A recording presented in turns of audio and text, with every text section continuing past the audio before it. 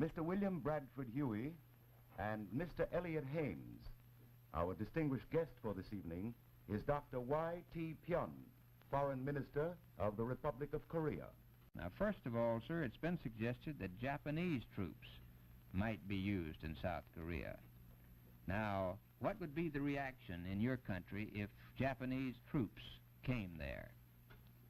Well, we might be forced to fight Japanese first instead of fighting the communists. You would be so opposed to the Japanese coming there that you might actually open fire on them. Well, probably, yes.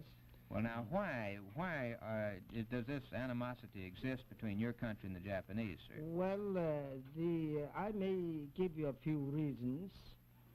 First is that the communists in my country will strut, like patriots, real patriots, fighting the Southern Koreans who have Japanese, our former enemy, as allies. Well, Mr. Pyun, do you feel that the Japanese would like to take your country over, to sort of invade it again, as it were? Well, we very much fear that. You do fear that? Yeah, and I may go on with giving you more reasons why we are against the idea of bringing Japanese into Korea. The second reason is that will greatly lower the fighting morale of the ROK forces. If the Japanese came in, your men who are now fighting so gallantly would not want to continue fighting in the same manner. They will always feel the humiliation of having allies as their, the former enemy. And in killing our own brethren in North. Is there a... yes. Well, Mr. Pyun, if you don't want Japanese troops in Korea and you don't want Chinese troops in Korea, that means that you have to fall back on your own Korean troops to bolster the United Nations battle line. How many troops do you think you might recruit for that purpose? You mean to expand? Yes, expand the ROK military force. I don't know the exact number of the Korean troops because that is supposed to be the military secret, but I imagine there may be over 400,000 of Korean troops, and that number can be doubled in near future, and we have more manpower than that than for that expansion. But the question is, how can we, Koreans, with this their disrupted economy, support them in feeding and so on? The problem is then not the number of men which you can furnish, but how to support them and equip them and keep their families alive at home. Is the economic state of Korea a bad one right now?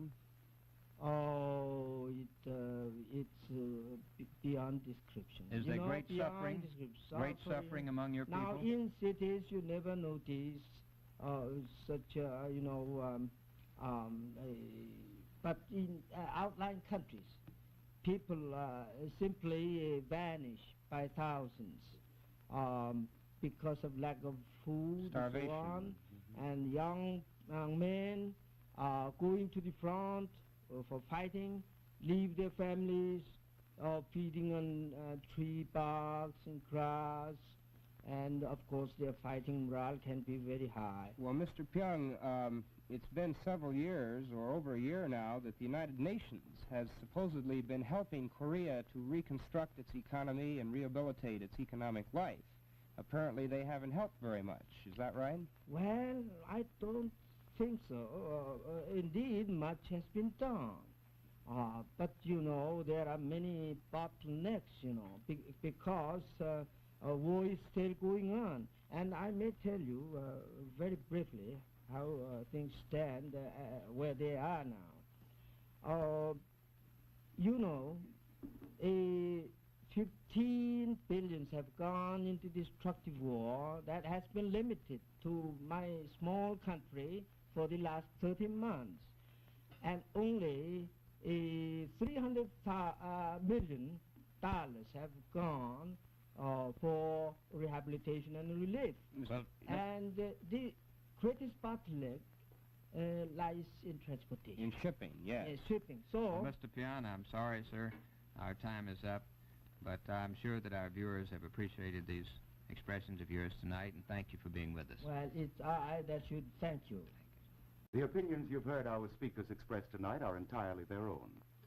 The editorial board for this edition of the Longines Chronoscope was Mr. William Bradford Huey and Mr. Elliot Haynes. Our distinguished guest was Dr. Y.T. Pion, Foreign Minister of the Republic of Korea. Challenging entertainment, Omnibus on the CBS television network.